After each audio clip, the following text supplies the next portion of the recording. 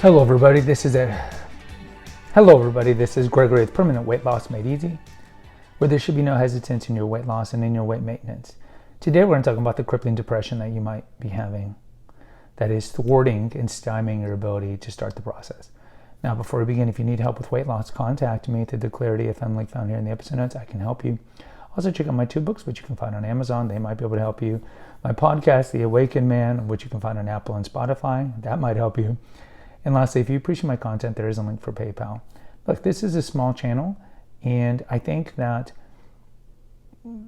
there's a lot that can be learned from permanent weight loss. And the fact that I've done it for 32 years, lost over 100 pounds, kept it off for 30 years, the original title of this YouTube channel, I think is a testament to my hard work, but also to testament to it can be done. And I understand, like, there's a lot, and I was like this. I remember this. I have a personal playlist here where I talk about what my mindset was like when I was a fat adolescent. Hopelessness, despair, suicidal ideation. I get it. You wake up every day just thinking, what's the point of even trying to eat better? Because it's not going to happen. I'm not going to lose weight. I'm not going to have relations with the opposite sex. I'm a loser. People are making fun of me. I know. The self-loathing is always there. The shame's always there, which kicks into the negativistic eating, which then, of course, kicks into more shame because you feel bad about what you just did. Rinse, lather, repeat. It's all there. I know. Then you have other people who are just in complete denial. They can be morbidly overweight and think this is great. They've fallen into the body positive movement line. They think, hey, it's great that I'm overweight. Hey, this is awesome. No problem. People love me for what they are. But I think even those type of people are steeped in so much cognitive dissonance, yes, but they also know on one level that, of course, they'd rather be regular weighted.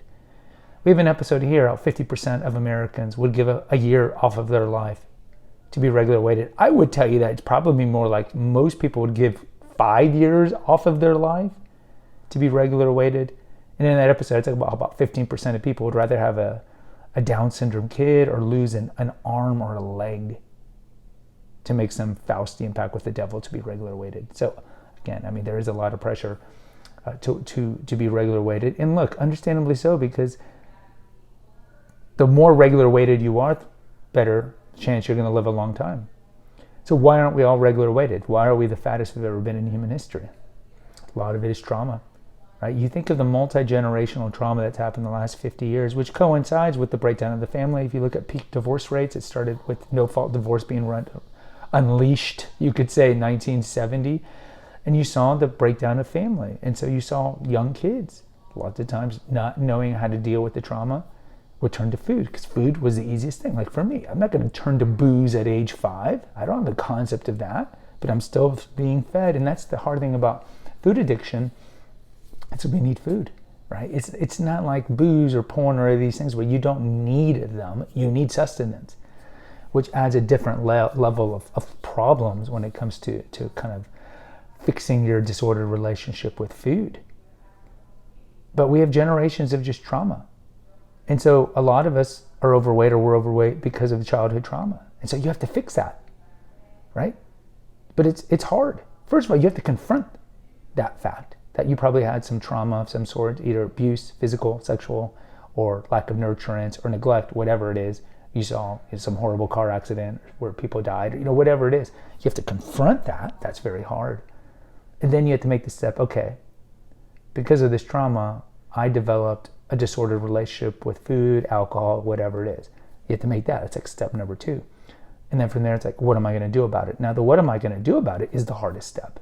And a lot of overweight people can't make that step.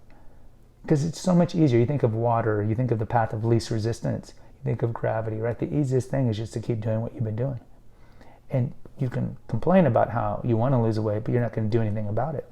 It's easy to do that. That's human nature, to whine.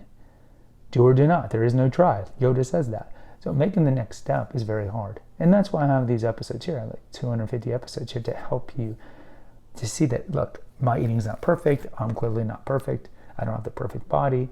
But I've done it. You can do it. So the depression is understandable, but at some point you have to overcome this depression, and just one day at a time, one day at a time, one day at a time. Yes, make better food choices. Get your butt off the couch and exercise more. But most importantly, it's the psychological part that you got to fix. Guys, post in the comments. I'd love to hear from you. Hit the notification and share button. Until next time, take care. God bless and pray.